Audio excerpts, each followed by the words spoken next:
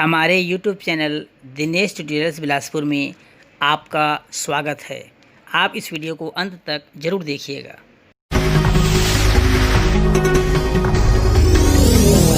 अब हम आते हैं द्विघात समीकरण के मूल।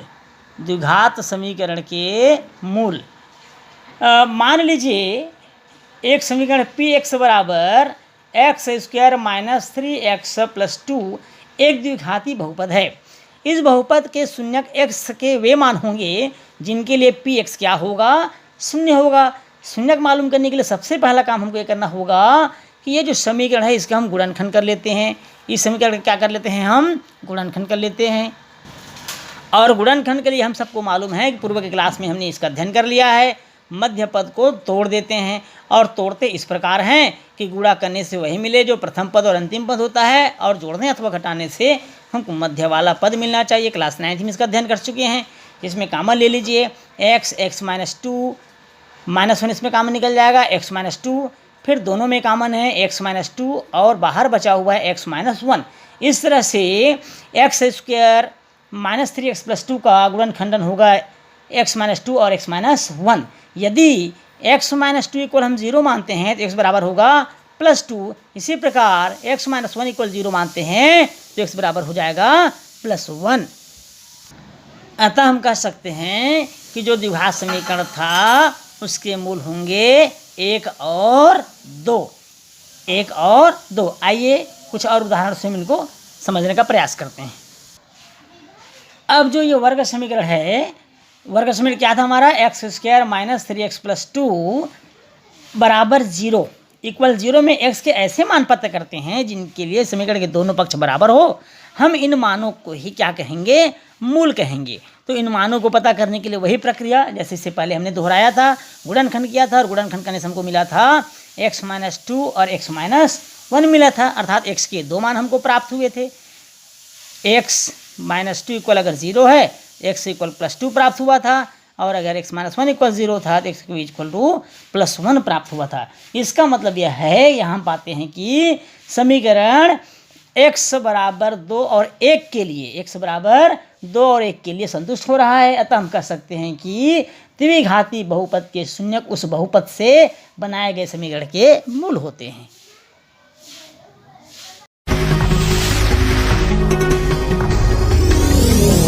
अब हम देखते हैं कि कैसे पता करें कि दिए गए मान द्विघाती समीकरण के मूल है अथवा नहीं।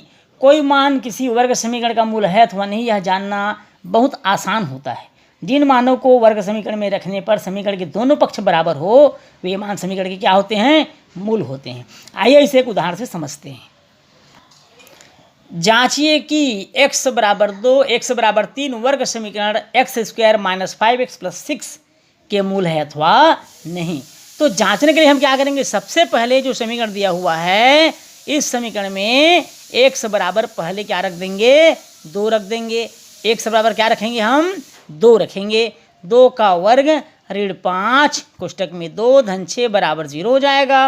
2 का वर्ग 4, 5 दूनी 10 धन 6 बराबर 0।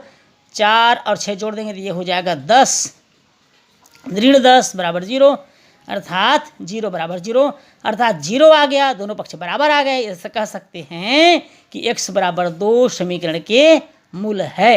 अब इसी को और आगे बढ़ाते हैं। अब हम x बराबर रखते हैं 3। x बराबर क्या रख देते हैं, समीकरण में 3 रखेंगे तो ये हो जाएगा 3 का वर्ग ऋण 5 गुणा 3 धन 6 बराबर 0। 3 का वर्ग मतलब हो गया 9, 5 तिया हो गया 15 धन 6 बराबर 0।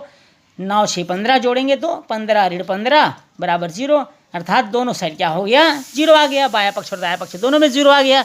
अतः हम कह सकते हैं कि x बराबर 3 भी समीकरण के मूल है। इस प्रकार हम पता कर सकते हैं कि दिए गए मान द्विघाती समीकरण के मूल है अथवा नहीं।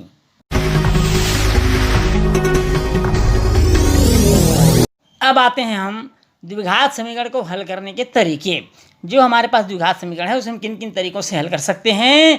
तो पहला तरीका है गुणनखंड करके, दूसरा तरीका है पूर्ण वर्ग बनाकर, और तीसरा तरीका है सूत्र का प्रयोग करके। तो हम सबसे पहले चलते हैं द्विघात वर्ग समीकरण को हल करने के पहला तरीका अर्थात गुणनखंड करके। तो आइए समझते हैं गुणनखंड से हम कैसे द्विघात समीकरण को हल कर सकते हैं।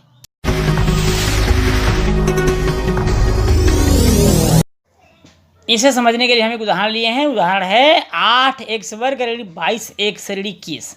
8x वर्ग ऋण 22x ऋण 21 बराबर 0। अब इसको हम गुणनखंड करके हल करते हैं। जैसा कि आपने कक्षा 9वीं में पढ़ा है, बस वही तरीका है। मध्य पद को आपको 2 भागों में बांटना है। 8x वर्ग ऋण 28x धन 6x ऋण 21 बराबर 0। 28 में हम 6 घटाएंगे तो हमको मिलेगा 22। हमने 22 को 2 भागों में तोड़ दिया। दोनों में कॉमन निकलेगा 4x, 4 दूनी 8, 4 सत्ते 28। इस प्रकार इन दोनों में कॉमन क्या निकलेगा 3, 3 दूनी 6, 3 सत्ते 21 बराबर 0।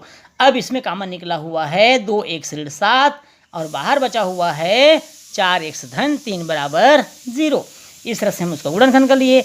अब अलग अलग मान लीजिए 2x ऋण 7 बराबर अगर 0 है तो पक्षांतर करने से ऋण 7 धन 7 हो जाएगा और x बराबर हमको प्राप्त होगा 7/2। इसी प्रकार 4x धन 3 बराबर अगर हम 0 मानते हैं तो 4x बराबर हो जाएगा ऋण 3 और x बराबर हो जाएगा ऋण 3/4।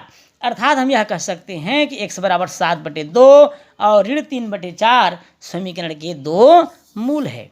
तो यह तरीका कौन सा था? गुणनखंडन। गुणनखंडन करके हम द्विघात समीकरण को हल कर सकते हैं।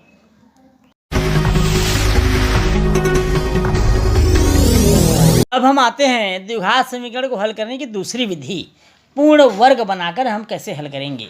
अब तक हमने द्विघात समीकरण को गुणनखंड विधि से हल करना सीखा। यहाँ हम एक अन्य विधि की चर्चा करेंगे।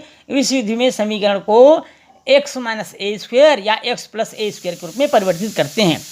ऐसा मतलब कहने का मतलब है यहाँ पर बीजगणित का एक बीजी सूत्र उपयोग करते हैं। ऐसा करने के लिए हमें समीकरण के दोनों पक्षों में कुछ विशेष पदों को जोड़ने की आवश्यकता होती है।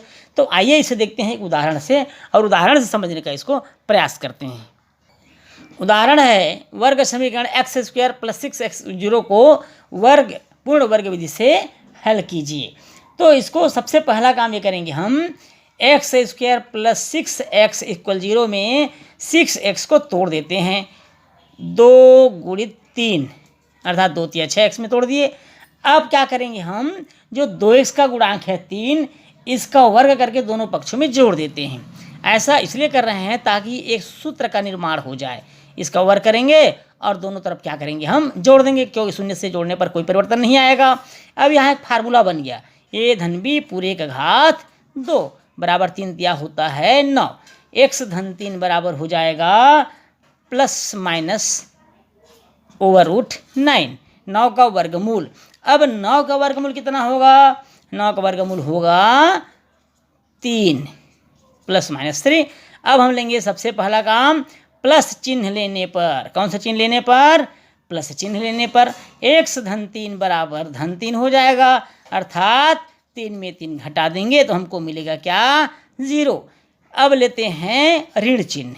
ऋण चिन्ह लेने पर x धन 3 बराबर ऋण 3 अर्थात x बराबर हो जाएगा ऋण 3 तो x बराबर कितना हो गया? ऋण 6। इस प्रकार हमको क्या मिला? 0 और ऋण 6, जो समीकरण के क्या होंगे? 2 मूल होंगे। इस तरह से हम पूर्ण वर्ग विधि से भी या पूर्ण वर्ग बना करके द्विघात समीकरण को आसानी से हल कर सकते हैं, उनके मूलों को ज्ञात कर सकते हैं।